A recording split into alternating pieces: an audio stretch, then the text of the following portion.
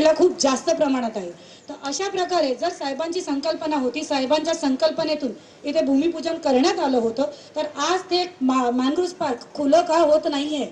आम्हाला गेल्या वेळेसपासून आतापर्यंत आम्ही फक्त मागण्याच करतोय की हे मॅनग्रोव्ह पार्क सामान्य जनतेसाठी उघडा, कारण हे मॅनग्रोव्ह पार्क हे कोणत्याही नेत्याच्या खिशातून बनलेलं नाहीये, तर आमच्यासारख्या सामान्य जनता जी इथे राहते, जी पूर्ण भारतात राहते, त्याच्या पैशांनी, टॅक्स पेयर्सच्या मनीने ते बनलेलं आहे।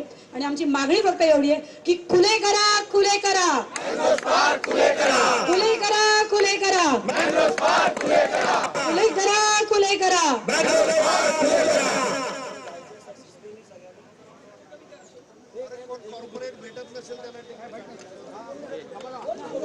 बोरिवलीच्या गोराई ठाकरेंच्या सेनेचं हे आंदोलन सध्या सुरू आहे। मॅनग्रोव्ह पार्क लवकर सुरू करा आणि या मागणीसाठी हे आंदोलन सुरू करण्यात आलंय।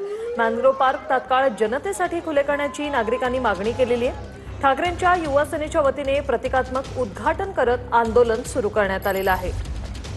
हे पार्क सुरू करण्यासाठी सध्या हे आंदोलन सुरू आहे। बोरिवलीच्या गोराई ठाकरेंच्या सेनेचं आंदोलन, जनतेच्या हक्कांवर अन्याय, जनतेच्या पैशातून उभारलेलं हे पार्क जनतेसाठी खुलं करा अशी मागणी या आंदोलनामार्फत केली जाते। खुले करा, खुले करा, खुले करा, खुले करा। विधान परिषदेच्या पार्श्वभूमीवर महायुतीची आज दुपारी 12 वाजता पत्रकार परिषद आहे। 3 ठिकाणच्या बंडखोरांची नाराजी दूर करण्यास महायुतीला यश मिळाले। पार्थ पवारांच्या मदतीने सुनील टिंगडेंची नाराजी दूर झाली।